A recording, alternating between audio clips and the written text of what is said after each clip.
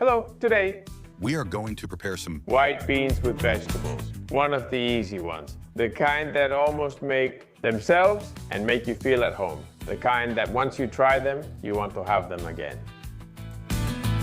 Let's use regular ingredients, the kind we always have at home.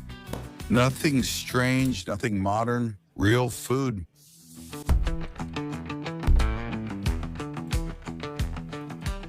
The first important detail is to have the beans soaking like this, in plenty of water since the night before.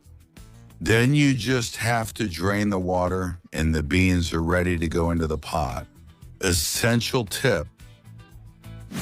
We put the beans in the pressure cooker with all the vegetables and cover them with water. We're going to leave it like this until it starts to foam. That's normal. It's the impurities.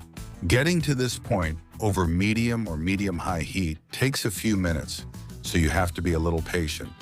If you notice that any of your vegetables don't fit in the pot, in my case, it happens with the leek, just cut it in half and put in 2 halves. It's that simple. Life is easier than it seems. I also remind you that it's essential to cover everything with plenty of water, but without going so far as to the top of the pot, meaning you can't fill it all the way up. You always have to leave at least 30% empty. All right, give the veggies a little stir and let this start heating up until it boils and the foam comes up, like I mentioned before. And if you forgot any of the vegetables, it's no big deal. You can add them a little later, like I do with the last piece. In this case, it's red bell pepper.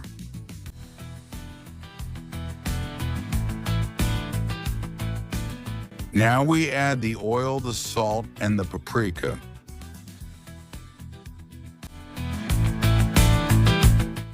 And then we close the pot, and when it reaches pressure, 30 minutes on medium heat.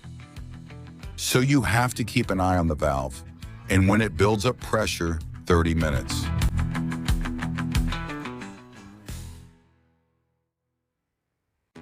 If you notice, the little valve has risen and is releasing steam, so the 30 minutes start now.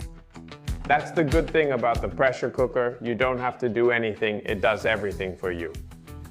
Afterwards, we let the pressure drop by taking the pot off the heat.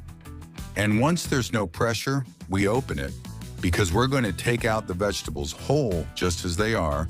That's why we didn't chop them. We're going to transfer them to a jug suitable for your blender, and with a slotted spoon, we drop them in. If you drop a bean in there or something else, it's okay. That'll just mix the flavor a bit. It's actually almost a good thing. So if we drop one in, no problem.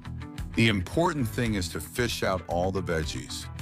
And then here we're going to go all out with our blender to turn all the vegetables into a fantastic puree.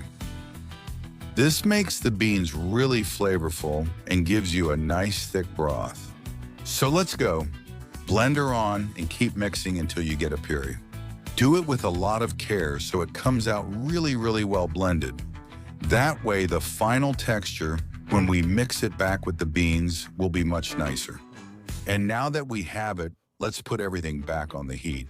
That is, we bring the pressure cooker with the beans and add this fantastic puree we just prepared. We shake the pot and let everything cook inside for 2 or 3 more minutes until it starts to boil. And once it starts bubbling, it's ready. Perfect. To set aside and serve a fantastic pressure cooker stew, which took us no effort at all and looks amazing.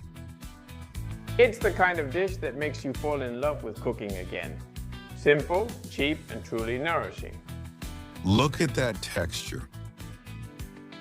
Thick, smooth, and flavorful. Just like in the old days. If you like the recipe, subscribe to Salad Hollandia. Let me know if they were made this way at your home too. Thanks.